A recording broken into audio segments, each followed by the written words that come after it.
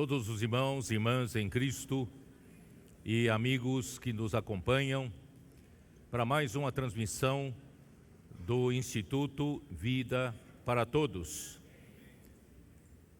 Nós estamos dentro do contexto do livro de Mateus, cujo tema geral é "Então virá o fim". E o título da mensagem 30 é "Agonia de Jesus no Getsêmani". Leitura da Bíblia, Mateus 26, os versículos são 31 até 46. Nós só podemos louvar o Senhor por tudo que está acontecendo entre nós. Ontem nós tivemos um evento muito importante, mais uma da série do Avança Jovem, Fábrica de Vencedores. E nós tivemos um dia vitorioso, muito desfrute e muito amor pelas pessoas, e muitas orações foram feitas ontem, e muitos contatos foram reunidos. Nós cremos que o Senhor está cada vez mais se agradando do que a sua igreja está fazendo. Mas eu queria dizer alguma coisa para vocês antes, que de sexta para sábado, eu acordei às 4 da manhã e fiquei um tempo acordado. Depois, quando eu fui voltar a dormir, eu fiquei orando diante do Senhor: Senhor, o que o Senhor quer que eu fale na Fábrica de Vencedores? E o Senhor me deu um sentimento de falar a respeito da simplicidade das crianças. Eu li ontem para os irmãos alguns versículos só no livro de Mateus. Mateus 19, versículo 13 até 15, que diz assim: Trouxeram-lhe então algumas crianças para que lhes impusesse as mãos e orasse, mas os discípulos os repreendiam. Jesus, porém, disse: Deixai os pequeninos, não os embaraceis de vir a mim, porque dos tais é o reino dos céus. E tendo-lhes imposto as mãos, retirou-se dali. Irmãos, é muito interessante Jesus, ele valorizar tanto as crianças, ele dizer que dos tais é o reino dos céus, deve significar alguma coisa muito importante que nós não estamos percebendo, né?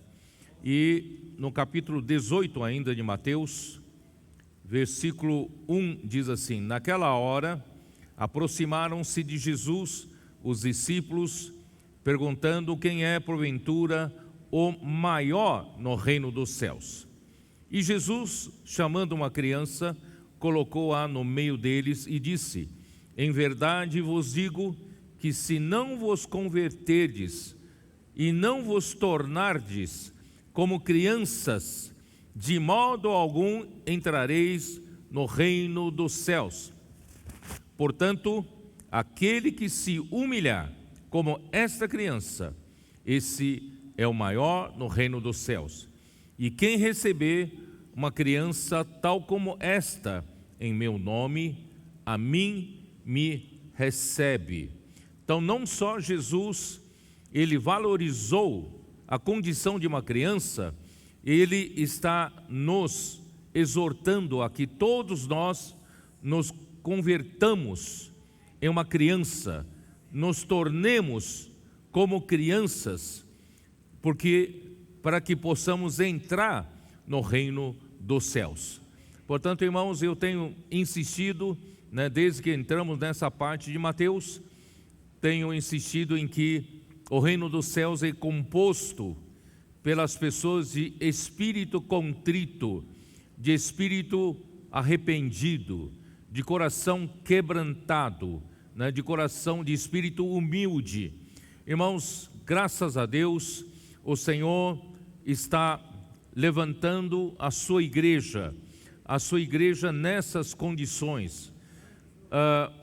Aí eu terminei a leitura com Mateus 21, versículo 15. Mas vendo os principais sacerdotes e os escribas as maravilhas que Jesus fazia, e os meninos clamando, Hosana ao filho de Davi, indignaram-se e perguntaram-lhe, ouves o que eles estão dizendo? Respondeu-lhe Jesus, sim, nunca lestes, da boca de pequeninos e crianças de peito, tiraste perfeito louvor? Irmãos, aí em seguida diz, e deixando-os, saiu da cidade para Betânia, onde pernoitou. Em Betânia, ali há um ambiente maravilhoso. Irmãos, os meninos, os adultos, talvez tivessem medo de falar, gritar como as crianças gritavam, Hosana ao filho de Davi, porque sabiam que havia oposição dos escribas e fariseus e dos principais sacerdotes que não reconheciam Jesus como o Cristo. Irmãos, mas criança não tem esse conhecimento, e é bom que não tenha mesmo, porque uma criança se mantém na sua simplicidade. Uma criança não sabe de muita coisa, e às vezes, irmãos, é bom não saber. Vamos ser mais simples, porque conforme uma criança cresce, vai se tornando um adulto, essa criança começa, pouco a pouco, se enquadrar nas leis da sociedade, acaba se enquadrando nas várias regras sociais. Isso vai, de certa forma, restringindo de uma criança para adulto, porque daí ele sabe de muitas coisas que pode ou não pode. Mas, irmãos, não que nós vamos fazer as coisas quebrando as regras sociais, não. Mas, irmãos, às vezes, para Deus poder nos usar, nós precisamos dar a Deus essa simplicidade, sem regras da sociedade. Quando o Espírito quer nos levar para uma direção, nós não criemos resistência para o Espírito trabalhar. Nesse sentido, irmãos, vamos nos tornar uma criança. Ontem eu chamei o irmão Jean, da igreja em Montes Claros, Minas Gerais, norte de Minas Gerais.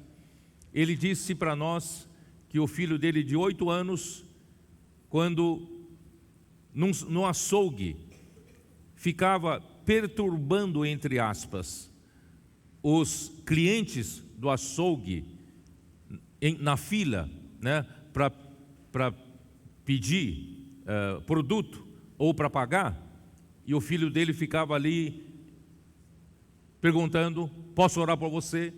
Posso orar por você? E o dono do açougue olhava para ele, o que você está fazendo aqui? Então, esse menino, irmãos, não está restrito às regras sociais. Esse menino pode ter ganho muitas pessoas. Por isso, irmãos, eu também disse ontem que é melhor, em lugar da gente preocupado com nossos filhos, com os nossos netos, com as nossas crianças, ensinar-lhes muitas coisas da Bíblia, dar-lhes muitas informações da palavra de Deus. Mas, irmãos, se nós apenas darmos informações e não influenciarmos no modo de vida das nossas crianças, se nós não mudarmos o hábito das nossas crianças, não mudarmos a cultura celestial, mudar uma cultura para a cultura celestial e espiritual, irmãos, nós não alcançaremos muito dos nossos objetivos. Nós precisamos mudar o hábito de uma geração. Precisamos, queridos irmãos, fazer com que as nossas crianças, desde a infância, já comecem a ter um estilo de vida diferente de outras crianças. Que as nossas crianças já adquiram, pouco a pouco, essa cultura de se preocupar com as pessoas, de orar pelas pessoas, de pregar o evangelho pelas pessoas. Eu creio que nessas últimas 2 semanas, a partir desses testemunhos que nós ouvimos dos adolescentes, eu tive um sentimento de que talvez o Senhor não esteja apenas nos dando alguns flashes de testemunhos das nossas crianças, dos nossos adolescentes, pregando o evangelho. Não podem apenas ser alguns episódios maravilhosos, milagrosos, que as nossas crianças e adolescentes estão fazendo. Eu creio que o Senhor está querendo falar conosco. Está na hora de nós, os pais, os adultos ou a igreja, está na hora de nós cuidarmos das nossas crianças, a ponto de, irmãos, de criar esse novo hábito para as nossas crianças, dar essa nova cultura celestial para as nossas crianças, para os nossos adolescentes. Muitas vezes nós adultos é que nós freamos o que o Espírito quer fazer através deles, não é? Irmãos, eu creio que nós vamos formar desde a infância um exército celestial, para quando o Senhor voltar, Ele vai encontrar uma formação formidável.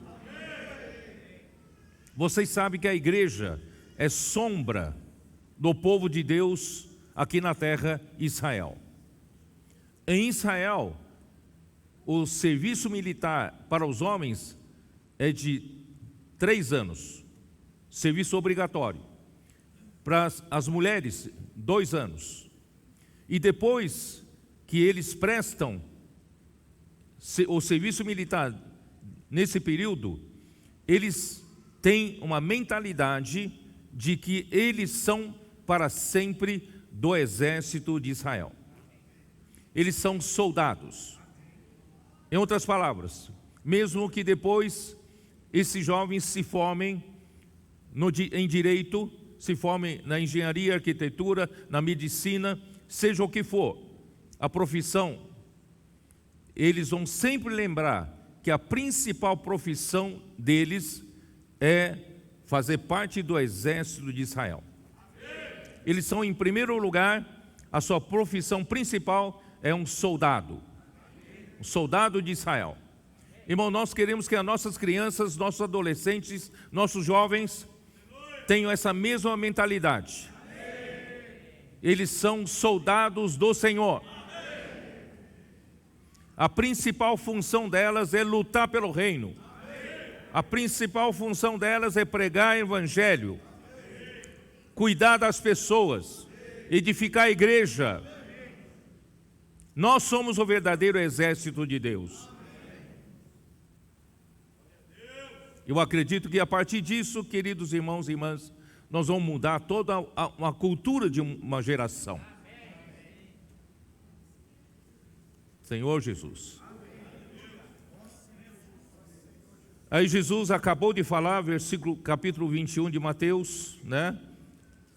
Sobre crianças. Ele deixou o sumo sacerdote, os escribas ali, e partiu dali e foi para Betânia, onde pernoitou.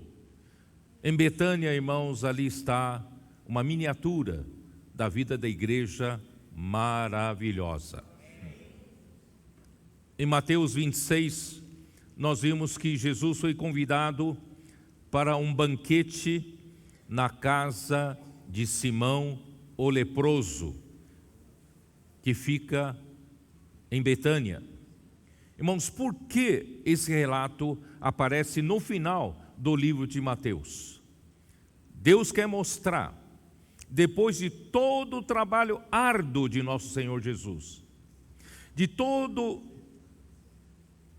o suor que Ele teve para pregar o evangelho do reino, curar as pessoas, Todos vivem num mundo caótico, debaixo do domínio de Satanás, desse mundo. E ele foi perseguido. Ele teve a oposição forte dos principais sacerdotes e líderes religiosos. Ele não teve uma noite de descanso. Mas 2 dias antes dele ser sacrificado, antes dele ser morto, aqui tem um registro maravilhoso. Esse registro, irmãos, revela que Deus idealizou uma vida da igreja, que Ele incumbiu Cristo de acabar, de construir, acabar de edificar essa igreja. O cenário em Betânia é de um Simão o leproso.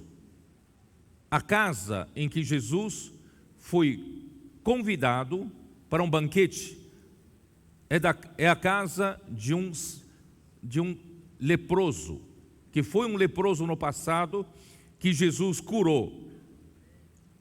A lepra significa pecado, a lepra significa rebeldia. O homem é rebelde. O homem sem o encabeçamento de Deus, desvinculado de Deus, o homem é rebelde contra Deus e o homem é pecador. Mas graças a Deus, esse Simão, pecador ou leproso, foi curado pelo Senhor Jesus. E de gratidão, ele convidou Jesus para comer na sua casa. Irmãos, a vida da igreja que Deus projetou é uma vida da igreja formada por vários desses que foram leprosos.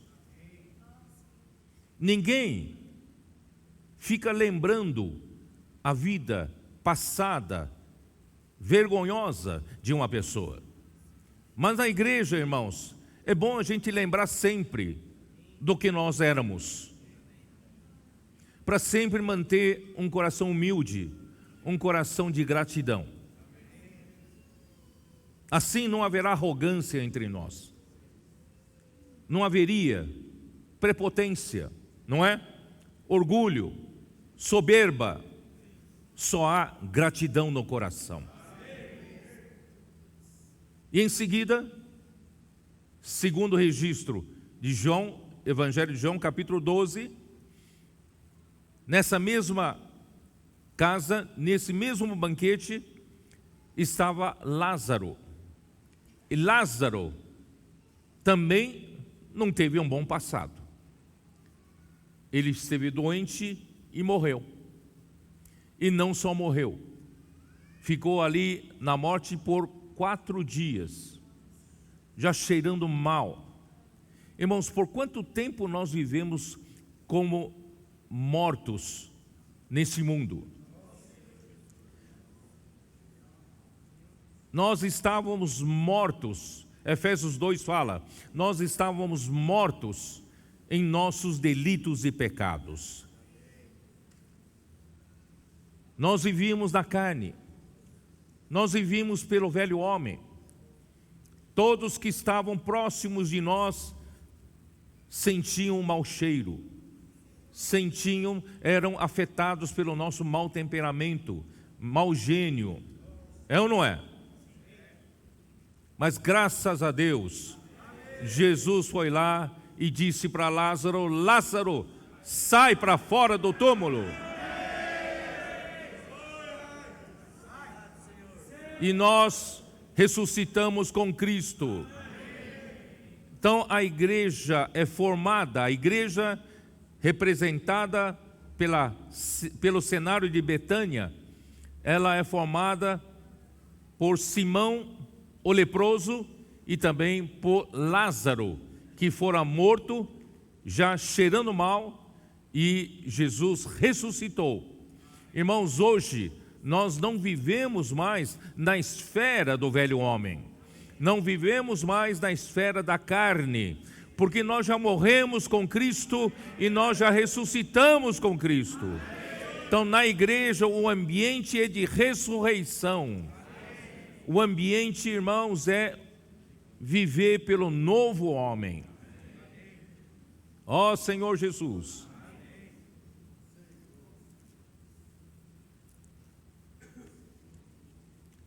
Deixa eu te dar uma olhada aqui, ó.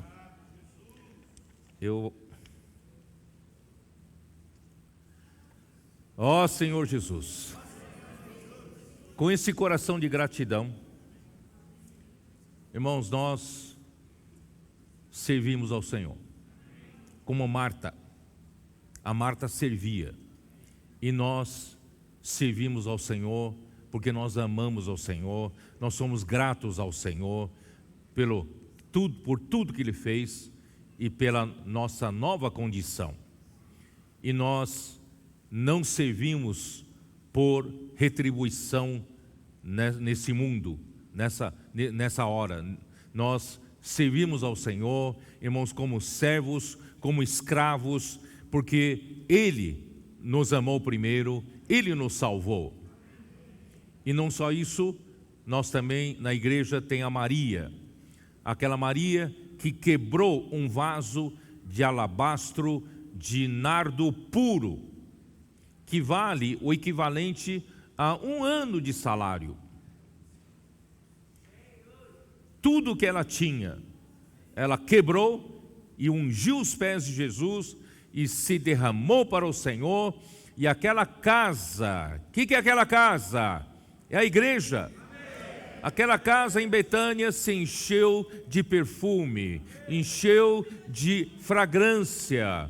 Por isso, irmãos, enquanto nós vivemos essa vida da igreja idealizada por Deus, nós temos fragrância impregnada em nós. Quando nós saímos nas ruas para um viver normal como todos vivem, as pessoas percebem que nós temos um perfume diferente. Não é fabricado pela indústria de perfume, não. Essa fragrância é celestial. Por isso, irmão, nós passamos a amar o Senhor loucamente. Tudo que fazemos, irmãos, é por amor. Nada fazemos por dinheiro. Nada fazemos por alguma coisa material em troca. Nós somos loucos de amor pelo Senhor. Por isso, irmãos, Jesus, quando ele chamou os discípulos para dar-lhes indicações, instruções para a sua última Páscoa. Nós vimos isso na semana passada.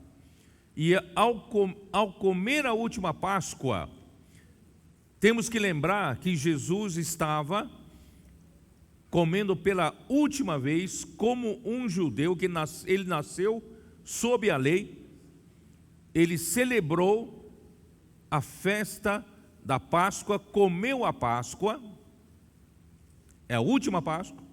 Em seguida, ele instituiu uma ceia. E essa ceia nós chamamos de a ceia do Senhor. Ele tomou um pão, o partiu e deu aos discípulos e disse: tomai e comei, esse é o meu corpo, foi partido por vós. E em seguida tomou o cálice e também deu aos discípulos, disse: esse é o sangue da nova aliança. Aleluia. Essa festa, irmãos, essa festa vai durar para sempre, porque a partir da festa da Páscoa continua a festa dos pães asmos. A vida da igreja é uma festa que começa pela Páscoa e prossegue com a festa dos pães asmos. 1 Coríntios 5, bom, por gentileza, abra sua Bíblia, por favor. 1 Coríntios 5.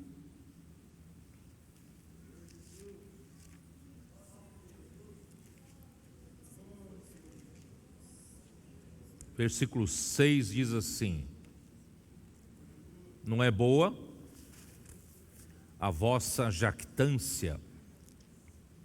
Não sabeis que um pouco de fermento leveda a massa toda? O apóstolo Paulo estava alertando os coríntios que no meio deles, em vez de chegar ao ponto idealizado por Deus de vida da igreja, no meio deles havia ainda muitas práticas imorais de pecado. Então, ele os ajudava. Não é boa a vossa jactância. Apesar de ter essa situação entre alguns da igreja, eles ainda eram orgulhosos. Irmãos, vocês sabem que uma vida da igreja deve ser santa e separada de qualquer tipo de pecado. Caso a igreja tolerar essas práticas pecaminosas, elas servirão de fermento. Vocês sabem que fermento não precisa de uma grande quantidade. Apenas uma colherzinha de fermento é capaz de infectar a igreja toda. Um pouquinho de fermento é capaz de levedar toda a massa, né?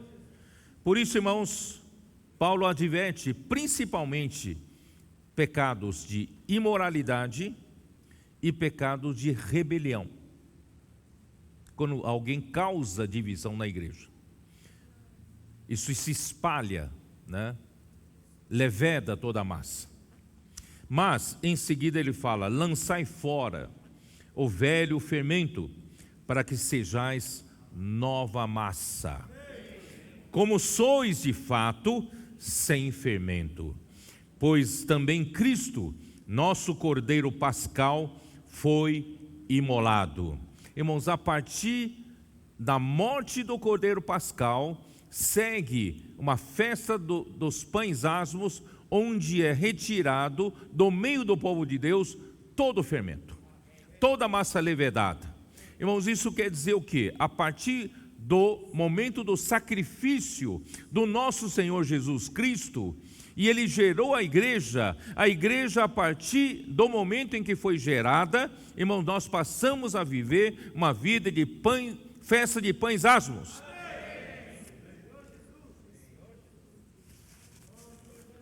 Por isso nós lançamos fora o velho fermento. Porque Cristo, o nosso Cordeiro Pascal, a nossa Páscoa, foi imolado. Por isso celebremos a festa. Irmãos, a igreja, a vida da igreja é uma festa. Irmãos, por tantos anos, o Senhor desejou ter essa situação da igreja. A realidade que aconteceu em Betânia, irmão, Deus está conseguindo entre nós nos nossos dias. Hoje de manhã, antes de chegar aqui, nós estávamos orando e tendo um pouco de comunhão. Irmãos, a tônica entre os irmãos era essa: nós somos privilegiados. O Senhor trabalhou em nós de tal forma que hoje nós estamos desfrutando esse ambiente de Betânia. Não há mais entre nós o ambiente de competição. Não há mais entre nós ambiente de ciúmes, inveja, não é? Há entre nós, irmãos, um ambiente de irmandade, ambiente de fraternidade, do amor fraternal. Nós somos amigos, além de irmãos em Cristo, nós somos amigos. É ou não é? Nós apoiamos uns aos outros, suportamos uns aos outros, oramos uns pelos outros. O Senhor está nos edificando. E todas as pessoas para quem nós pregamos o Evangelho, resgatamos das ruas, nós trazemos para esse ambiente de acolhimento, esse ambiente de cuidado. Irmãos, eles entram já nessa nova cultura. Não entram na cultura do fermento dos pecados e da divisão. Não, entram no ambiente de Betânia. O que Deus sonhou, irmãos, está começando a acontecer entre nós. O que nós sonhamos, estamos vivendo nos nossos dias. Claro que tem muito ainda para sermos aperfeiçoados, mas, irmãos, já vivemos um momento tão gostoso, tão cheio de amor entre nós. É ou não é? Só por isso, irmão, tem que encher ainda mais nosso coração de gratidão. A igreja é a nova massa. Irmãos, além de ser sem fermento, essa nova massa, nova, essa palavra nova em grego aqui é neos. E essa palavra neos, ela é nova em tempo, em questão de tempo. É nova porque é jovem, porque foi nascido recentemente. O que quer dizer isso, irmãos? O que quer dizer? Que a igreja é a nova massa porque ela foi gerada pela morte recente de Cristo. É ou não é? Acabou de acontecer o sacrifício do Cordeiro Pascal. E já em seguida nós celebramos a festa dos pães asmos. Então essa nova massa foi produzida a partir do sacrifício pascal. E nós somos os frutos da morte do Cordeiro Pascal. Por isso, irmãos, nós somos uma nova massa, recém-produzida, recém-gerada pela morte de Cristo. Amém. E celebremos, irmãos, a festa com os asmos de sinceridade e da verdade, e não com o fermento da maldade e da malícia. Irmãos, essa sequência de festa da Páscoa para a festa dos pães asmos, eu já li isso, está em Êxodo capítulo 12, versículos de 15 até 20, vocês podem ver isso, não vou ler hoje, tá? Então, irmãos, logo após comer a Páscoa, Jesus então instituiu a ceia do Senhor, o que dá início à realidade da festa dos pães asmos, que foi proporcionada pela sua morte na cruz. É um presente de Deus, de Jesus para nós, essa vida da igreja, que é uma festa de pães asmos.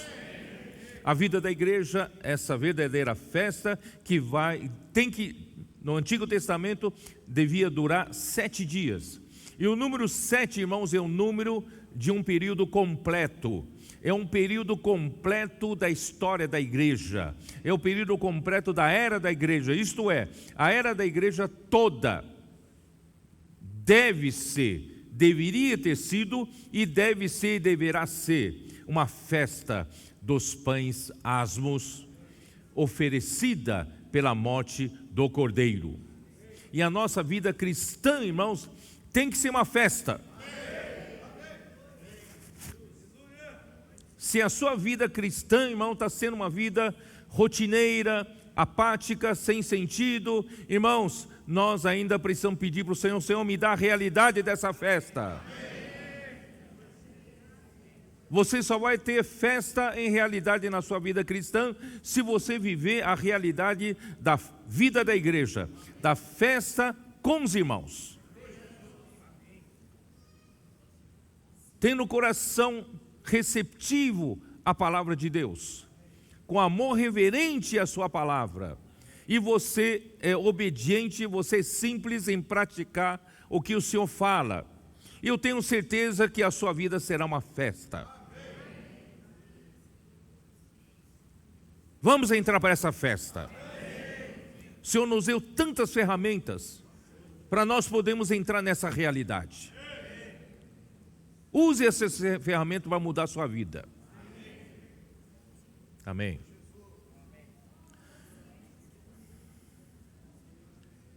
Colossenses 3. Eu vou ler na King James atualizada.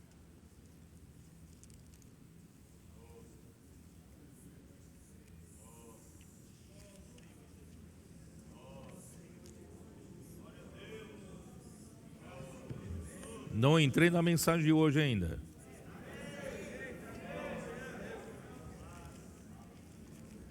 Colossenses 3, na versão João Ferreira de Almeida, vocês devem conhecer bem, não é isso? conhecer bem, aqui no versículo 5, fala assim: fazei, pois, morrer a vossa natureza terrena, tá? Fazei, pois, morrer a vossa natureza terrena, na versão João Ferreira de Almeida. Que é a natureza terrena, irmãos? É a natureza terrena com que vivíamos na carne e no velho homem. É a nossa vida regressa, a nossa vida do passado, é ou não é? A nossa vida do passado, irmãos, nós não tínhamos outra opção. Depois da queda do homem no jardim do Éden, irmãos, o homem ficou fadado a viver pela natureza terrena. Não tem outra opção, não é? Então, que essa natureza terrena produz? Por isso eu digo que Lázaro morto cheirava mal. Vou ler agora na King James atualizada. Sendo assim, versículo 5: fazei morrer tudo o que pertence à natureza terrena: imoralidade sexual, impureza, paixão, vontades más e a ganância ou avareza, que é idolatria. Vocês sabem que toda idolatria vem da avareza. Não é que o homem ama os ídolos, não, porque eles vão adorar os ídolos, sacrificar os ídolos para ganhar alguma coisa a mais, que é a avareza e a ganância, tá? É por causa dessas práticas malignas que vem a ira de Deus sobre os que vivem na desobediência. Irmãos, isso é viver no velho fermento, ou com o velho fermento. Nelas também andastes no passado, quando ainda vivieis com esses hábitos. Mas agora, livrai-vos de tudo isso. Vamos nos libertar, vamos nos livrar. Não vivemos mais naquela fase do velho fermento. Agora somos a nova massa, porque Cristo, como Cordeiro Pascal, foi imolado por nós, para nos dar essa festa. Mas ainda tem mais coisas aqui da natureza terrena: ódio, maldade, difamação, palavras indecentes do falar. Irmãos, esse mundo hoje cada vez mais é comum, é bonito falar palavrões.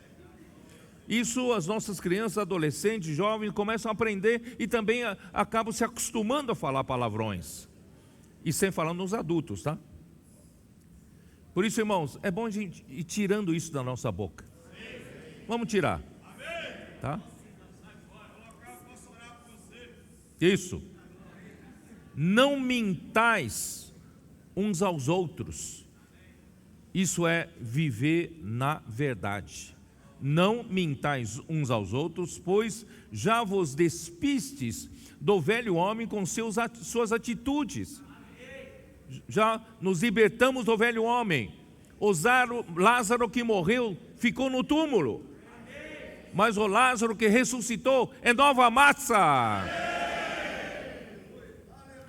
E vos revestistes do novo homem, que se renova para o pleno conhecimento, segundo a imagem daquele que o criou. Nessa nova ordem de vida, não há mais diferença entre gregos e judeus, circuncisos e incircuncisos, bárbaro e cita, escravo ou pessoa livre, mas sim, Cristo é tudo e habita em todos vós. Irmãos, essa é a vida da nova massa. Essa vida só pode ser uma festa mesmo. Assim como o povo escolhido de Deus. No Antigo Testamento, o povo escolhido de Deus era o povo de Israel. No Novo Testamento é a igreja. Assim como o povo escolhido de Deus santo e amado, revesti-vos de um coração pleno de compaixão. Não olhem um para o outro com os olhos de julgamento, de crítica, mas com os olhos de compaixão, de empatia, de bondade, de humildade. Não há arrogância entre nós. Quando a gente reconhece quem nós éramos, leprosos, não tem o que se orgulhar um leproso, não é isso? Ó Senhor Jesus, onde eu estou? Mansidão e paciência. Irmão, essa é a vida da igreja, né? Ó Senhor Jesus, zelai uns pelos outros. Vamos cuidar um dos outros. A rede de cuidado é para zelar uns pelos outros, né? E perdoai-vos mutuamente, caso alguém tenha algum protesto contra outro, assim como o Senhor vos perdoou, assim também procedei. Irmãos, perdão liberta. Muitos já falaram sobre isso. Realmente o perdão nos liberta do ressentimento, do rancor, do coração amargo. Irmão, não vamos viver com o coração amargo até entrar no caixão. Vamos viver com o coração alegre, liberado. Vamos perdoar. Irmãos, não é fácil perdoar, mas vamos aprender a perdoar. Quando a gente perdoa, irmãos, nós ganhamos muita alegria. Que mais? Acima de tudo, no entanto, revesti-vos do amor, que é o elo da perfeição. O amor, irmãos, é o elo da perfeição que nos vincula a todos. Sem o amor, a gente nunca será edificado, né? Nós nunca seremos edificados. Graças a Deus pelo elo que nos une, que nos vincula, irmãos, é o amor. E ainda resulta em quê? Na paz. Que seja a paz de Cristo, né? Ó Senhor Jesus, habite onde estou, hein? Seja a paz de Cristo o juiz em vossos corações, tendo em vista que fostes convocados para viver no Shalom, como membros de um só corpo. Nós somos membros de um só corpo. Nunca vi a minha mão agredir o meu corpo, porque todos os membros do meu corpo amam todos os membros, é ou não é? E sede agradecidos. A vida da igreja é uma vida cheia de gratidão.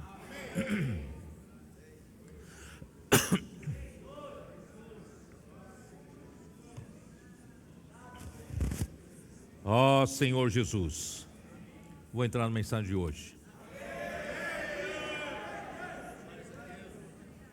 E nós, pela sequência, né, o Senhor me deu, dessa vez em Mateus, de ler junto com vocês na sequência. Então eu estou obedecendo isso, obedecendo essa ordem. Nós chegamos no versículo 31, dá uma olhada. Então depois de instituída a ceia do Senhor, né, versículo 31 diz assim: então Jesus, estou em Mateus 26, tá? Mateus 26, versículo 31. Então Jesus lhes disse: esta noite todos vós vos escandalizareis comigo, porque está escrito: ferirei o pastor e as ovelhas do rebanho ficarão dispersas. Mas depois da minha ressurreição irei adiante de vós para a Galiléia. Disse-lhe Pedro: ainda que venhas a ser um tropeço para todos, nunca o serás para mim. Replicou-lhe Jesus: em verdade te digo que nesta mesma noite, antes que o galo cante, tu me negarás 3 vezes. Não só uma vez, não só 2, mas 3, para não deixar nenhuma dúvida. Disse-lhe Pedro: ainda que me seja necessário morrer contigo, de nenhum modo te negarei. E todos os discípulos disseram o mesmo: eu também não te negarei. Ó Senhor Jesus. Irmãos, se você olhar para o versículo 56, dá uma olhada, 56, mesmo capítulo. Tudo isso, porém, aconteceu para que se cumprissem as escrituras dos profetas. Então os discípulos todos deixaram-o, fugiram.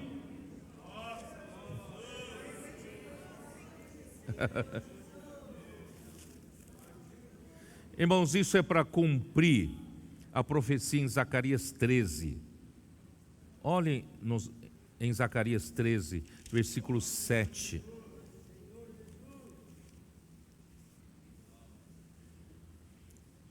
Versículo 7. Apacentai, pois, as ovelhas destinadas para a matança, as pobres ovelhas do rebanho. Tomei para mim 2 varas, a uma chamei graça e a outra união, e apacentei as ovelhas, tá? E aqui, irmãos, diz, eu li errado, perdão. Versículo 7 de capítulo 13. Desperta, ó espada, contra o meu pastor, contra Jesus, e contra o homem que é o meu companheiro, diz o Senhor dos exércitos. Fere o pastor, e as ovelhas ficarão dispersas, mas volverei a mão para os pequeninos. O que quer dizer isso, né? Então, irmãos, Cristo, Ele é o pastor de Deus. Cristo é o companheiro de Deus, tá? E foi enviado aos filhos de Israel como pastor. Isso nós lemos em Mateus 9, versículo 36. Ele viu as multidões como ovelhas que não têm pastor. E João 10, 11, Jesus disse: eu sou o bom pastor, certo? Né? Um bom pastor dá vida pelas ovelhas. E Cristo, que nasceu sob a lei, isso está em Gálatas 4:4, como judeu, mas ele foi ferido pelos da casa de Israel, né? Zacarias 13, versículo 6, dá uma olhada, versículo 6. Se alguém lhe disser, Zacarias 13, 6, se alguém lhe disser: que feridas são essas nas tuas mãos? Responderá ele: são feridas com que fui ferido na casa dos meus inimigos. Não, aqui está escrito: na casa dos meus amigos. Jesus, como judeu, foi ferido pelos judeus, na casa dos meus amigos. Ó Senhor Jesus. E Deus então desperta a espada para golpear Jesus, para ferir e para matar Jesus por causa dos nossos pecados. Ele carregou sobre si todas as nossas iniquidades, todos os nossos pecados, e Deus o fez pecado por nós. Nós vamos falar isso melhor depois. Por isso ele foi ferido e morto pelos líderes judeus. Isso também está em Mateus 26, 3 e 4, né? E Atos 2, 23. Podemos ler, vamos ler. Atos 2, 23. Senhor Jesus. Eu vou sem pressa, porque se eu não conseguir terminar, a gente termina na outra, né? Versículo 23. Sendo este entregue pelo determinado desígnio e presciência de Deus, vós o mataste, vocês judeus, crucificando-o por mãos de iníquos. Quer dizer, eles não queriam sujar as mãos para matar Jesus, entregaram aos romanos para fazer o trabalho sujo. Entregaram, né, crucificando-o por mãos de iníquos. Quem crucificou foram os líderes judeus, mas usando as mãos iníquas, né? Ó Senhor Jesus, Mateus, eu falei de Mateus 26, 3, vamos dar uma olhada, vai. Mateus 26, 3. Senhor Jesus. Então os principais sacerdotes e os anciãos do povo se reuniram no palácio do sumo sacerdote, chamado Caifás, e deliberaram prender Jesus à traição e matá-lo. Tá? Então isso é o cumprimento da profecia que está em Zacarias capítulo 13, versículos 6 e 7. E a mão do Senhor, aqui fala, voltará contra os pequeninos, porque aqui não dá ideia, volverá, não é isso? Aos pequeninos, não sabe se volverá para ajudar, né? Na verdade é que ele voltará contra o povo, tá? Contra o povo de Israel, como reação e punição, por meio do príncipe romano Tito, no ano 70 depois de Cristo, tá? Então, as ovelhas foram dispersos pelas nações e sendo desprezados, perseguidos e humilhados nesses quase 2000 anos, irmãos, de dispersão do povo de Israel. E na grande tribulação, no final dos tempos, em toda a terra de Israel, 2/3 dos judeus serão perseguidos e mortos pela perseguição do anticristo, tá? Ó Senhor Jesus. Vamos voltar para Zacarias, acho que não li tudo aqui, ó. Senhor Jesus, Zacarias 13.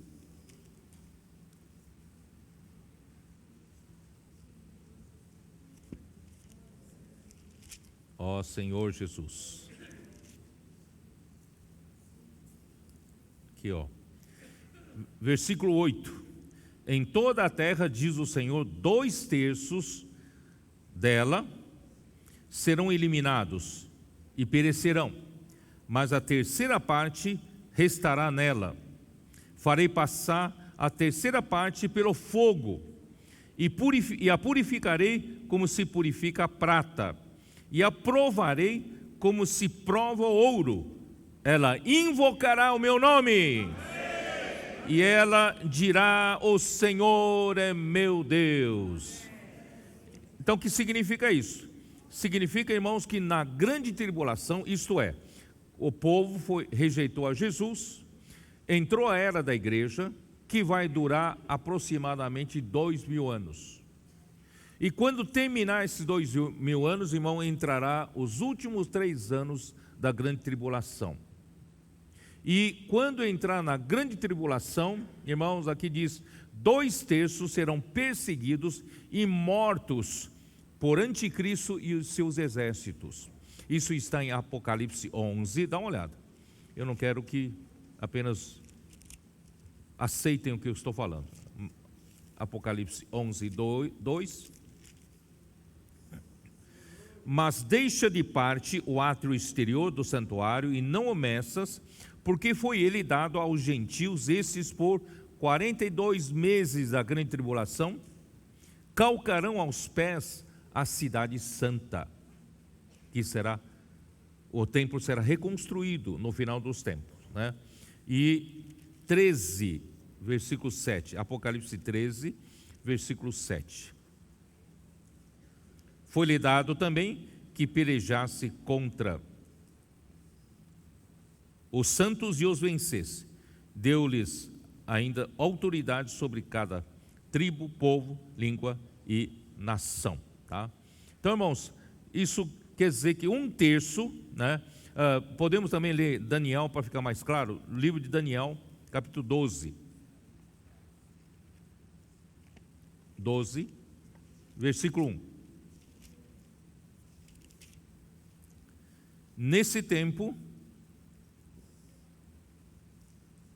se levantará Miguel, o grande príncipe, o defensor dos filhos do teu povo, e haverá tempo de angústia, qual nunca houve desde que houve nação até aquele tempo, mas naquele tempo será salvo o teu povo, todo aquele que for achado inscrito no livro.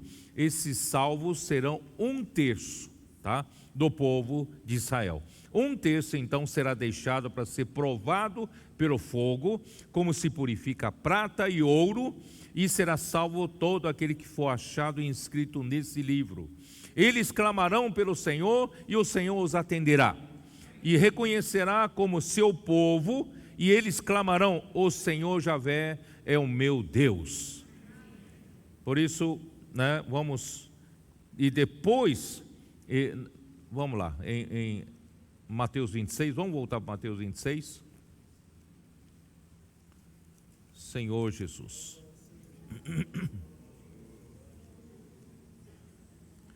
Mateus 26, né? Eu li aqui, ó.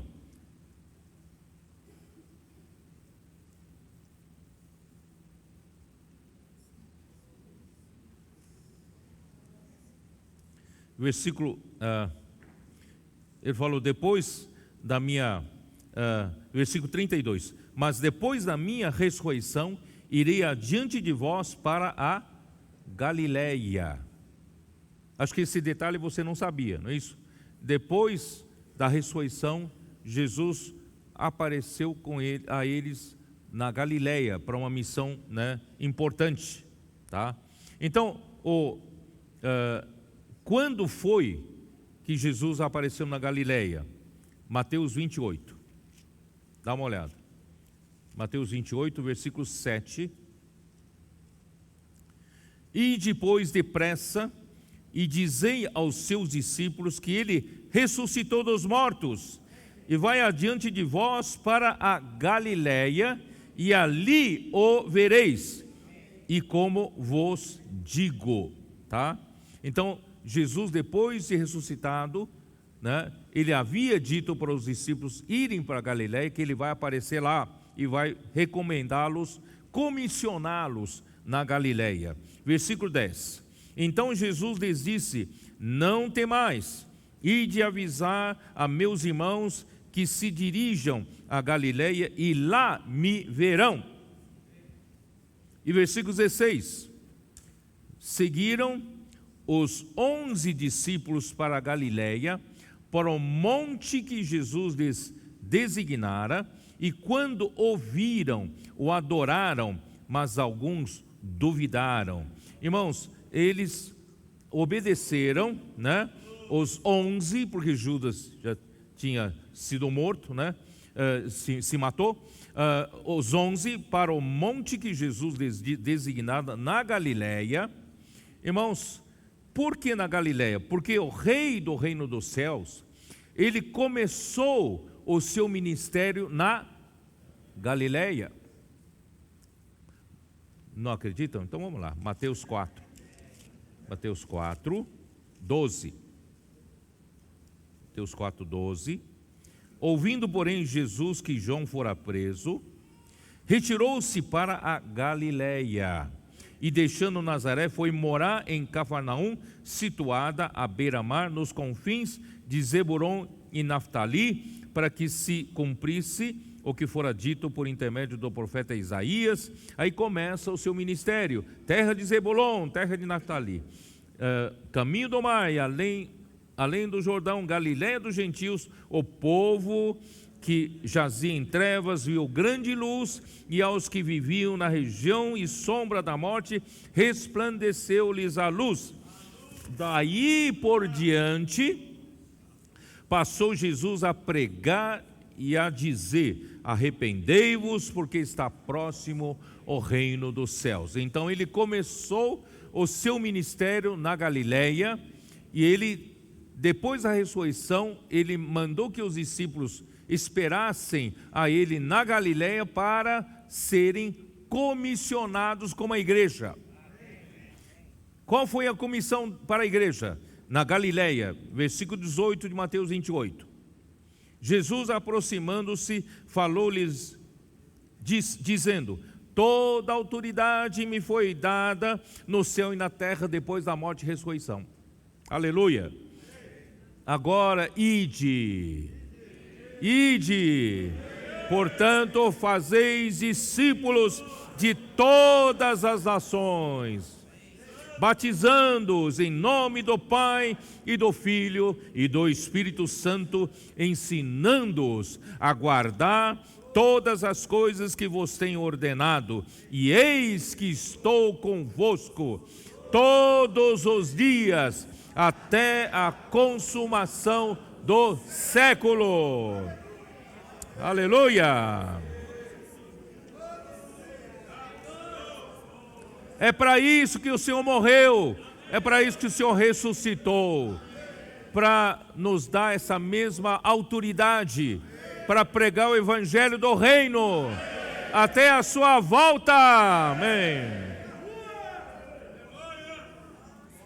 Então, irmãos, esse texto sobre Pedro, dizer que ele era forte o suficiente para não negar Jesus, irmãos, é que o homem não conhece a si mesmo. Muitas vezes ele se julga muito forte, né? Às vezes você fala para um filho seu, adolescente ou jovem: filho, não faça isso, você está brincando com fogo, um dia vai se queimar, né? Filho, não ande na beira do precipício, porque você pode escorregar e cair, né? E o filho vai: não, pai, pode ficar tranquilo, não, eu sei de tudo isso. Irmão, não é assim? Nós não somos assim? Irmão, nós não nos conhecemos. Mas, irmãos, quando a gente se defronta a uma situação, uma circunstância que nos intimida, a gente se acovarda. É o que aconteceu com os 12, com os 11, né? Então, esse é o próprio instinto de sobrevivência. Vocês vão ver ainda nas mensagens posteriores, irmãos, eles realmente se acovardaram, tá? E se Deus não for conosco nessas horas, ninguém é forte o suficiente para permanecer fiel, tá bom? Então Jesus disse naquela mesma noite: Pedro, não se julgue forte, você vai me negar ainda 3 vezes antes do galo cantar. Versículo 36 em diante. Irmãos, esse texto, a gente tem um pouco de tempo. Este texto indica, irmãos, a humanidade de Jesus foi esmagada ao extremo.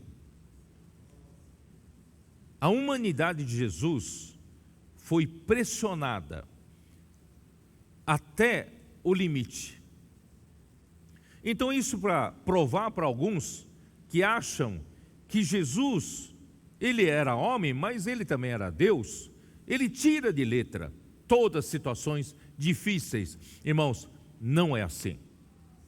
Jesus veio de fato, irmãos, como homem. Deus fez questão que Jesus passasse tudo que um homem passa, até os seus extremos, o seu limite, fez com que Jesus como homem passasse.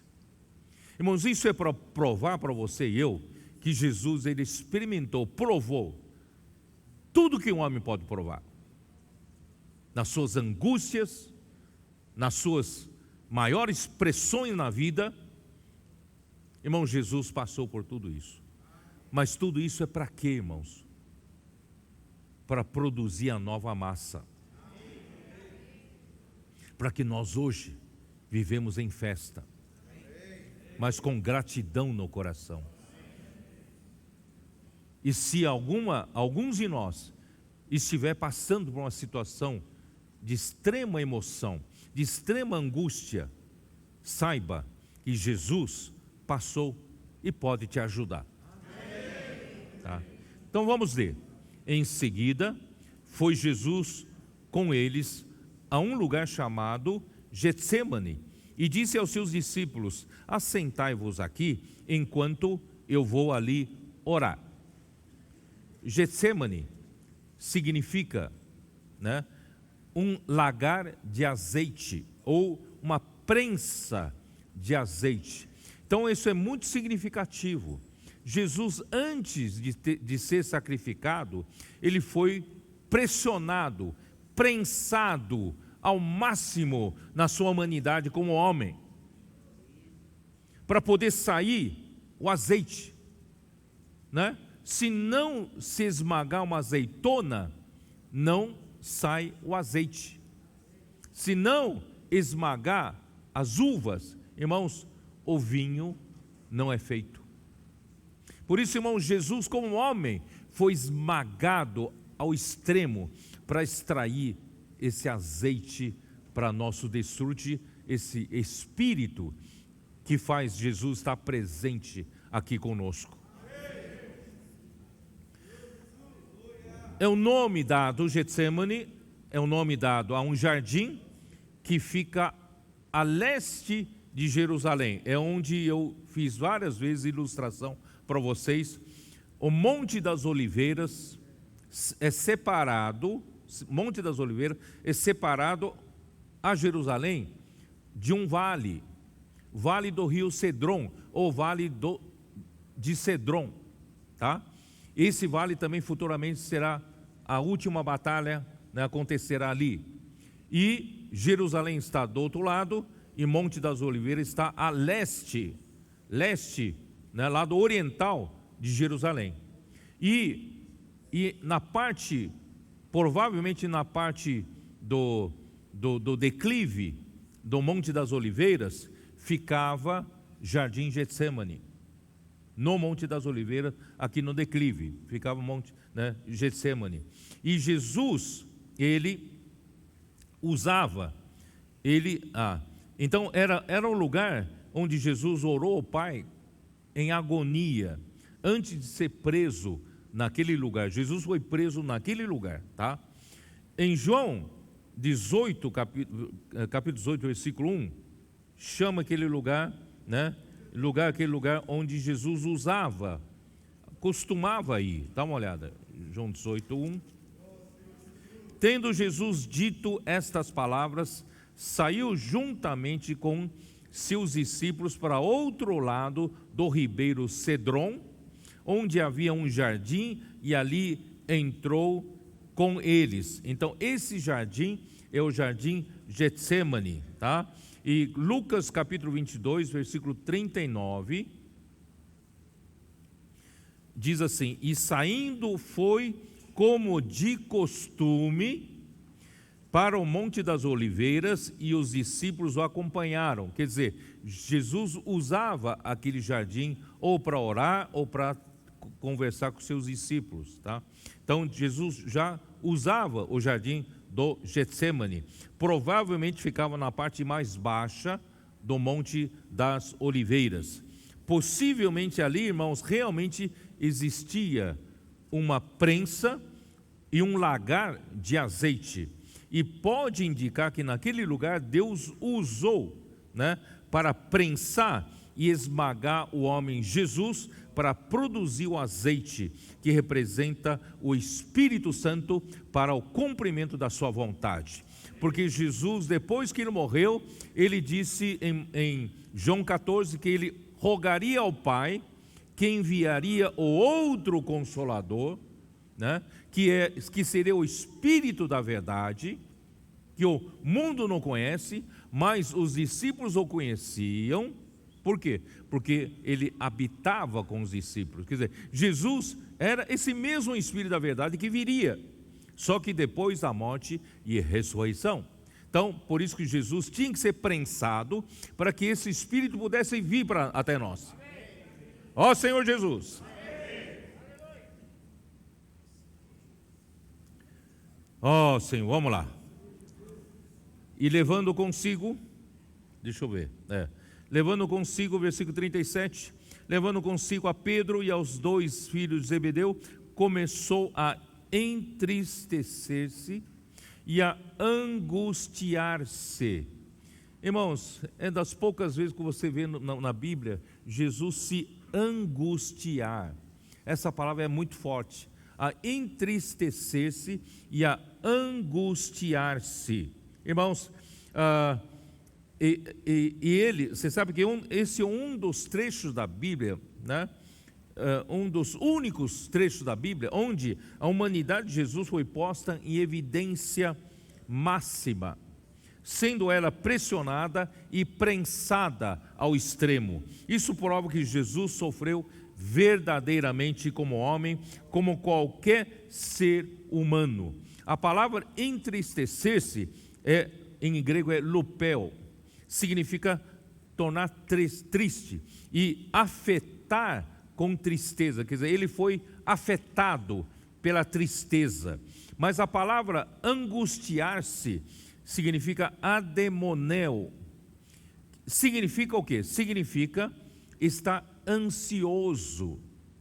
Irmãos, os homens hoje têm ansiedade, muitos são acometidos de ansiedade, não é isso?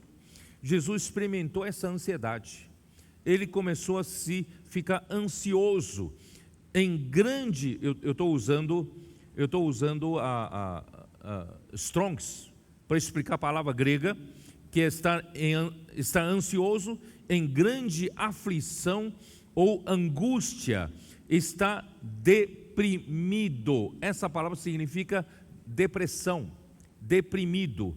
É a palavra mais forte das 3 palavras gregas no Novo Testamento para depressão. Então a palavra ademoneu é um derivado de adeu, que significa estar cheio de ódio. Jesus teve a experiência de ansiedade, angústia e depressão. Quem disse que Jesus não teve depressão? Jesus já teve depressão. É nesse momento. Por isso, irmãos, nós temos que conhecer que esse sumo sacerdote nosso, ele pode compadecer-se de todas as nossas fraquezas. Tudo que um homem pode passar, ele passou. Ó Senhor Jesus, vamos dar uma olhada como é que descreve Marcos 14, 33. Marcos 14, 33, como descreve? E levando consigo a Pedro, a Tiago e João, começou, olha que descrição, começou a sentir-se tomado de pavor e de angústia. Você pode acreditar? Um filho de Deus ser tomado de medo, ser tomado de pavor. Irmão, quando eu li isso quando mais jovem, irmãos, eu não acreditava. Jesus, ele pode, sentir medo, sentir pavor. Então essa situação, irmãos, levou Jesus a uma situação extrema. Ele começou a ser tomado de pavor e de medo e de angústia. Ó Senhor Jesus, Então, irmãos, Senhor Jesus, vamos voltar para 38, Senhor Jesus, versículo 38, vamos lá, 26, 38. Então lhes disse: a minha alma está profundamente triste, até a morte, ficai aqui e vigiai comigo. Irmão, Jesus nunca disse que em algum outro momento que Jesus estava com a alma triste até a morte. Você sabe que tudo é muito preciso, que Jesus fala, tudo é muito preciso, ele não usa superlativos, ele não exagera, mas ele de fato, naquele momento, ele estava profundamente triste até a morte. Irmãos, a minha alma aqui é psique, é a alma que você tem. Como qualquer homem, Jesus também sofria na sua alma. Então Jesus era homem, ele estava triste. A palavra triste, irmãos, é perilupus. Tudo que tem a palavra peri é muito, Ele estava muito triste, excessivamente pesaroso. Ele estava dominado com pesar, a ponto de a tristeza causar a própria morte. Essa tristeza pode levar à morte, sabia? Essa profunda tristeza pode matar uma pessoa. E Jesus estava nessa extrema tristeza, profunda tristeza. Ó Senhor Jesus. Então, como qualquer homem, Jesus enfrentava um dos momentos mais difíceis em um dos momentos mais dramáticos da sua vida, e ele precisava de apoio e de conforto e da companhia de amigos. Por isso, irmãos, ele chamou os 3 mais próximos para estar junto com ele, né? E ele provou a fraqueza humana ao extremo. Ó Senhor Jesus, ninguém imaginava, pelo registro de Marcos 14, que Jesus pudesse, né, sentir medo, pavor, em face da terrível perspectiva que o aguardava. Isso prova, irmãos, isso prova que Jesus passou por tudo que um homem pode passar em situações de extrema angústia e pressão, inclusive ser tomado de pavor. Irmãos, em alguns momentos da sua vida, no momento que você se enfrentar numa situação de extrema dificuldade ou perigo na vida, irmãos, eu já passei por alguns momentos assim, irmão, de ser tomado de pavor, de medo, você fica até paralisado, não saber o que fazer, né? Então, em Lucas, irmãos, ali, vamos ver, Lucas 22, 44.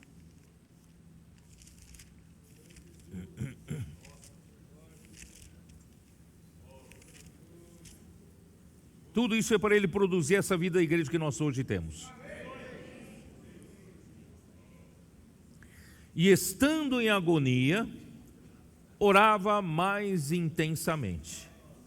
E aconteceu que o seu suor se tornou como gotas de sangue caindo sobre a terra. Isso não é apenas uma forma de expressão. De fato, o seu suor se tornou gotas de sangue. Quando essas gotas caíam na terra, você via sangue, tá? Sangue. Então Jesus passou por uma tal situação de fortes emoções humanas que ele teve uma crise aguda. Eu estou lendo agora uma nota de King James atualizado, tá? Ele teve uma crise aguda de hematidrose. Isso os médicos sabem do que eu estou falando. Hematidrose, tá? Que é o quê? A mistura de sangue ao suor nos casos de extrema angústia e severas alterações emocionais. Isso está na nota do King James atualizada. A ciência sabe que esse fenômeno está associado a momentos de maior pressão, tensão ou estresse. O medo e o estresse emocional intenso podem também impulsionar essa condição, né? Pois estes estados emocionais têm impacto direto nos microvasos sanguíneos das glândulas sudoríparas, que explodem e dão origem à saída de sangue em simultâneo com o suor. De fato, aconteceu isso com Jesus, tá? Então, eu só quero que vocês saibam, tá? Saibam o que Jesus passou, para que nós pudéssemos ter essa vida da igreja. Jesus, aí se você, né, Jesus, nos dias da sua carne, isso está em Atos 2, vamos dar uma olhada, Atos 2.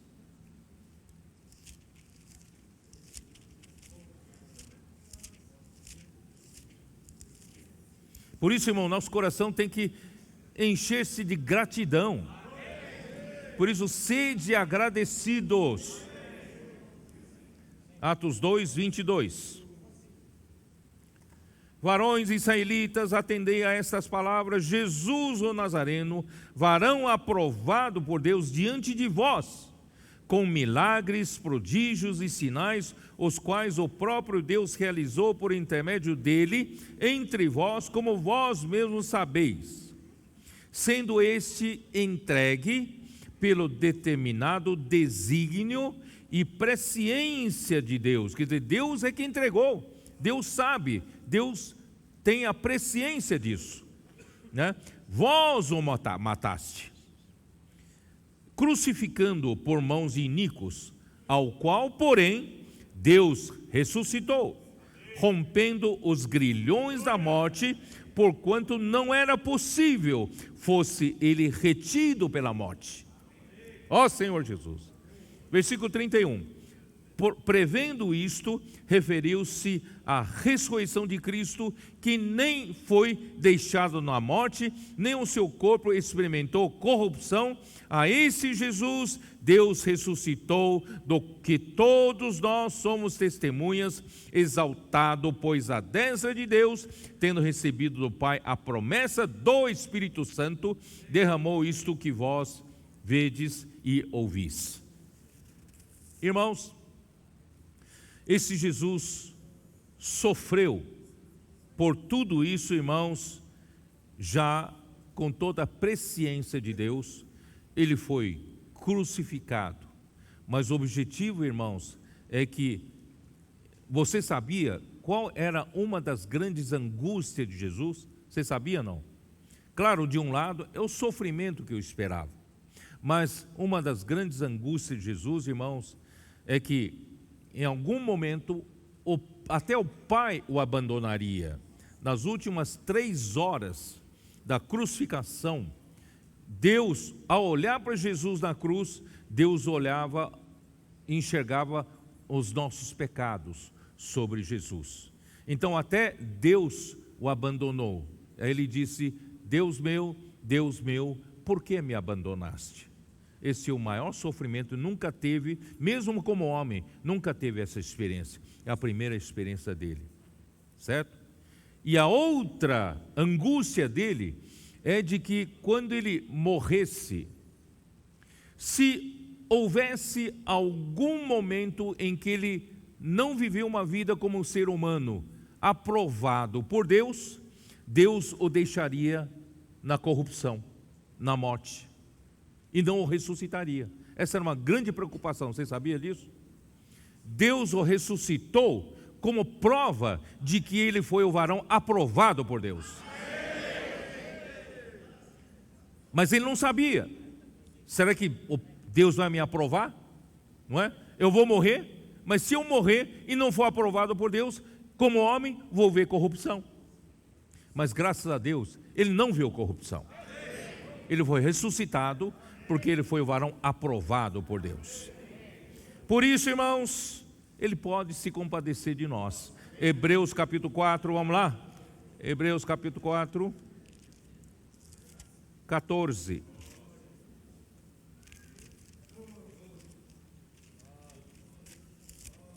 Ó Senhor Jesus. Isso é para você, a partir de agora, irmãos, deixar de ser ingrato. Vamos ser grato ao Senhor. 14 diz assim: tendo, pois, a Jesus, o Filho de Deus, como grande sumo sacerdote, que penetrou os céus, conservemos firmes a nossa confissão, porque não temos sumo sacerdote que não possa compadecer-se das nossas fraquezas, antes foi ele tentado em todas as coisas à nossa semelhança, mas sem pecado. Acheguemo-nos, portanto, confiantemente junto ao trono da graça, a fim de recebermos misericórdia e acharmos graça para socorro em ocasião oportuna. Ó Senhor Jesus, em qualquer que seja a sua situação, nunca diga que o Senhor não vai compreender você. Nunca diga que nem Deus consegue te ajudar nessa hora. Irmãos, Jesus passou por tudo que um homem pode passar. Vem confiadamente ao trono da graça. Vamos voltar para Mateus 26, versículo 39. Adiantando-se um pouco, prostrou-se sobre o seu rosto, orando e dizendo: meu Pai, se possível, passe de mim este cálice. Todavia não seja como eu quero, e sim como tu queres. E voltando aos discípulos, achou-os dormindo e disse a Pedro: então, nem uma hora pudesse vós vigiar comigo? Vigiai e orar, para que não entreis em tentação. O espírito, na verdade, está pronto, mas a carne é fraca. Tornando-se a retirar-se, orou de novo, dizendo: Pai, meu Pai, se não é possível passar de mim este cálice, sem que eu beba, faça-se a tua vontade. E voltando, achou-os outra vez dormindo, porque os seus olhos estavam pesados. Deixando-os outra vez, foi orar pela terceira vez, repetindo as mesmas palavras. Irmãos, o homem, por sua fraqueza e fragilidade, ele pode achar que não tem condições de aceitar determinada situação difícil.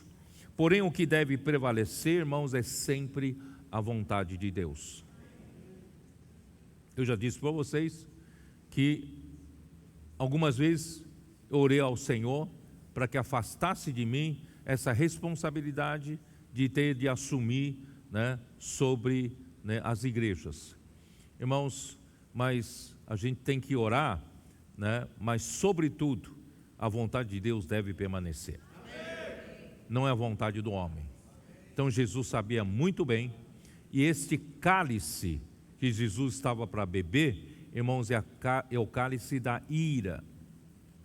Tanto que é o cálice da ira, que ele experimentou pela primeira vez na vida humana dele, por causa dos nossos pecados, ele experimentou a ira de Deus sobre os nossos pecados, que Deus Pai o abandonou por 3 horas.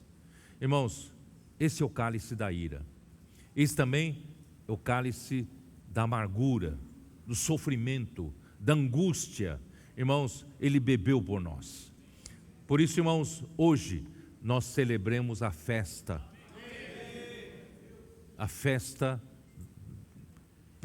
pelo sangue que ele estabeleceu uma nova aliança, pelo pão que ele se ofereceu o seu corpo a nós, para que nós tornássemos participantes do seu corpo e do seu sangue, e para que nós pudéssemos ser o corpo de Cristo. Hoje vivemos juntamente com os membros do corpo de Cristo, por causa dessa morte e ressurreição de Cristo e sofrimento de Cristo. E ele ofereceu para nós, pela sua morte, irmãos, como Cordeiro Pascal, ofereceu para nós uma vida inteira, da era da igreja, de toda a sua vida cristã, uma vida de festa de pães asmos. É isso que nós somos. Por isso, irmãos, por fim, ó Senhor Jesus, é chegada a hora do Filho do Homem ser entregue, no versículo 45, então voltou para os discípulos e disse: ainda dormis e repousais, eis que é chegada a hora, e o Filho do Homem está sendo entregue nas mãos de pecadores. Levantai-vos, vamos, eis que o traidor se aproxima. Ó Senhor Jesus, irmãos, eu não vou ler muitas coisas que eu preparei aqui, mas eu quero dizer para vocês o seguinte. Em Mateus 9, versículo 36, mostra que o Senhor Jesus encontrou aqui multidões, Então, vamos ler, vai, só para multidões que estavam.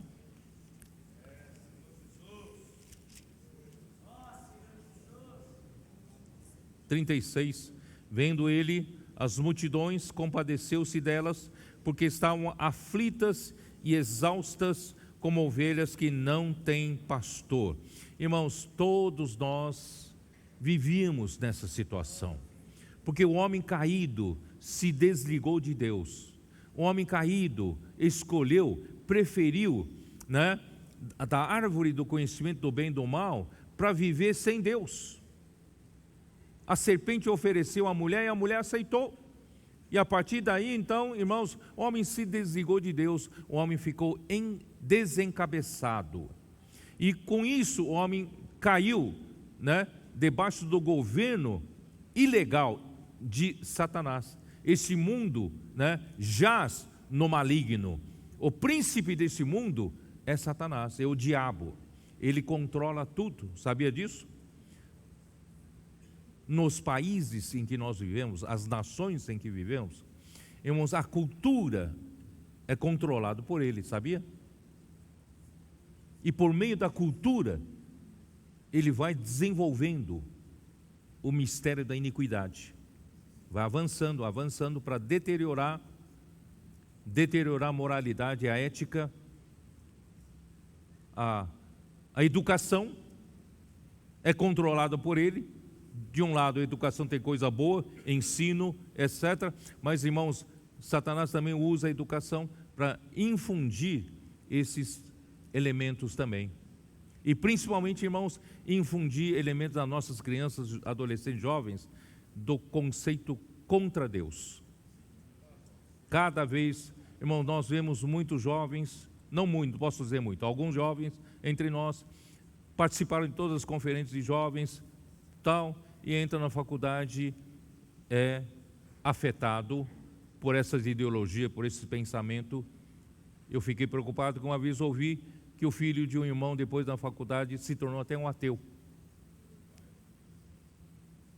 E outros, então, se afastam de Deus.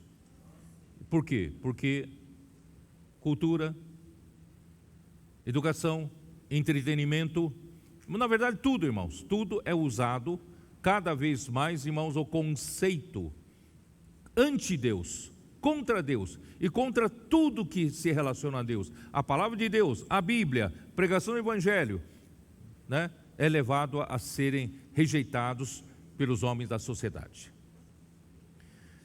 E isso faz com que, irmãos, o mundo inteiro jaz no maligno e o mundo inteiro está como ovelhas que não tem pastor. Foi desligado o seu pastor.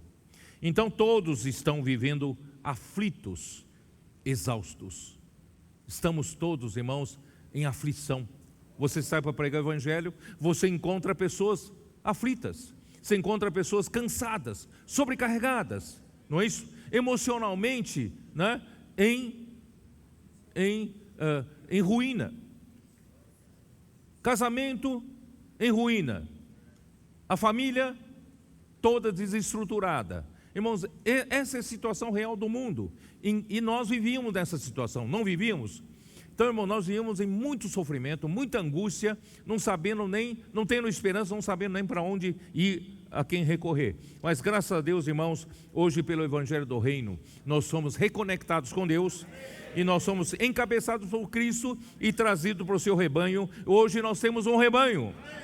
Salmo 23 fala, nós temos um rebanho, né, que cuida de nós, que nos apacenta, e nós confiamos no nosso rebanho. Por isso, irmãos, eu vou terminar essa mensagem, vou deixar muitas coisas sem falar, mas vou terminar essa mensagem com Mateus 11. Ó Senhor Jesus, versículo 28.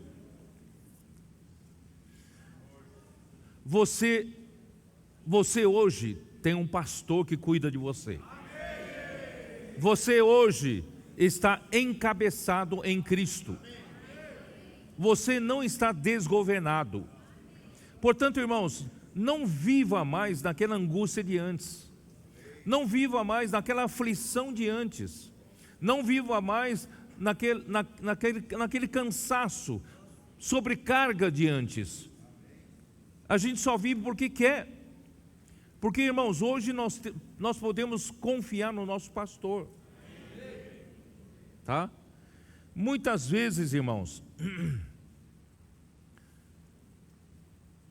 por não confiar realmente, irmão, porque até para confiar no Senhor, precisa de muita maturidade e experiência.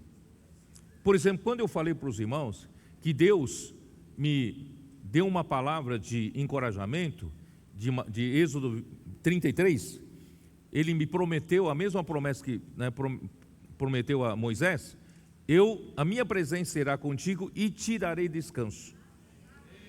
Muitos cooperadores estão descobrindo a realidade dessa palavra de trabalhar no descanso. Porque não é fácil. É fácil falar, mas não é fácil entrar nisso, na realidade disso. Irmãos, imagina uma pessoa com tantas responsabilidades sobre os ombros e não confiar que Deus é que faz todas as coisas. Essa pessoa desaba. Você estaria olhando para mim, irmãos, uma pessoa com problemas cardíacos, de depressão, angústia, tudo que possa imaginar. As minhas emoções não aguentam, irmãos, essa sobrecarga. Mas, irmãos, graças a Deus, que eu estou aprendendo a confiar no Senhor. Se eu não confiasse no Senhor, irmãos, eu não aguentaria. Essa responsabilidade é tão pesada que eu não aguentaria. Desistiria no primeiro mês. Mas, irmãos, eu trabalho alegre. Sinto-me pesado? Sinto. Mas, irmãos, eu me sinto muito motivado. Muita alegria. Porque quem faz tudo isso, irmãos, é o Senhor. É o Espírito. É ou não é? Então você também precisa aprender a confiar no Senhor. É por não confiar no Senhor é que você vive preocupado. Você vive ansioso. Você vive estressado demais. Você vive angustiado. É por não confiar no Senhor. Então vamos aprender a confiar no Senhor. Vamos aprender? E Mateus 11 nos dá um caminho. Versículo 28. Vinde a mim, todos os que estáis cansados e sobrecarregados, e eu vos aliviarei. Irmãos, nós homens somos assim. Quanto mais um homem é responsável, nós sabemos que tem homens relaxados, não tem nem aí com suas responsabilidades e deveres. Ele não está nem aí. Então esse alguém realmente vive despreocupado, não é isso? Mas quanto mais um homem é responsável, ele vive sobrecarregado, não é? E muitas vezes, irmãos, por esse excesso de zelo pela responsabilidade, ele sofre por antecipação. Ele sabe que tem uma responsabilidade e ainda não chegou aquele momento, mas ele já sofre hoje. Nós somos assim, não somos? Vamos aprender a confiar no Senhor? Muitos sofrimentos, irmãos, são desnecessários. A gente que quer sofrer, masoquista. Para que sofrer por antecipação? Confie no Senhor. Quando o problema chegar, o Senhor sabe o que faz. Eu não é? Ó Senhor Jesus. Então vamos ao Senhor. Vamos aprender a ir até o Senhor. Todos os que estão cansados e sobrecarregados, esta manhã, esta noite, né? Porque vai ser transmitida à noite. Essa noite diga para si mesmo: Senhor, eu estou cansado, eu estou sobrecarregado. Não, eu não quero mais carregar isso tudo por mim mesmo. E eu quero ir até o Senhor.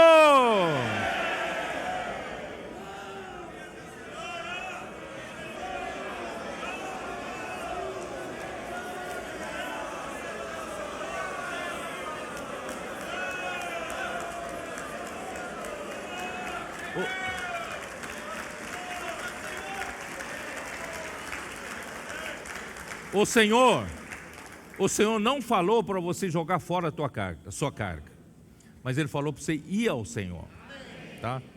Tomai sobre vós o meu jugo. Ora, já estou sobrecarregado, já estou cansado, o Senhor ainda põe o jugo dele sobre mim. Vai pregar evangelho. vai fazer comportagem. Sai com o jovem, não avança jovem. Vai cuidar das mulheres conectadas. Vai cuidar dos homens de oração. Vai servir diversos serviços da igreja. Vai cuidar dos adolescentes, das crianças. Irmãos, isso é tomar o jugo do Senhor. Os que são experimentados sabem do que eu estou falando. Quando você está sobrecarregado, vai participar dessas ferramentas que o Senhor nos deu. É o nosso livramento. Tomai sobre o meu jugo e aprendei de mim, porque sou manso e humilde de coração, e achareis descanso para a vossa alma. Melhor forma de curar nossas doenças emocionais, irmãos, é tomar jugo do Senhor. Se você fica o dia inteiro preocupado consigo mesmo, dizer que eu já tenho problema demais para eu cuidar das coisas do Senhor, você vai morrer sobrecarregado. Irmão, se a gente tomar o jugo do Senhor, o Senhor vai carregar a nossa carga, porque o meu jugo é suave e o meu fardo é leve. O jugo, irmãos, é a canga que 2 animais são ligados por uma peça de madeira sobre, os animais. Isso faz com que o boi mais antigo, experimentados, ele ajuda o outro boi a carregar a carga. Irmãos, nosso Senhor quer colocar você junto com Ele na canga. Ele quer levar a sua carga com você. Ele não falou para você jogar fora a sua carga. Ele falou que Ele vai levar a tua carga com você, se você tomar o jugo dele. Qual é o jugo dele? Preciso repetir? Pregar o evangelho, Posso orar por você? E todas as ferramentas que o Senhor nos deu, Ó Senhor Jesus, no Expo Livro, Bucafé, SEAP, Avança Jovem, não preciso repetir, certo? Bom, irmãos, eu vou terminar por aqui, tá? Que vamos sair daqui mais aliviados, descansados. Jesus é o Senhor, amém.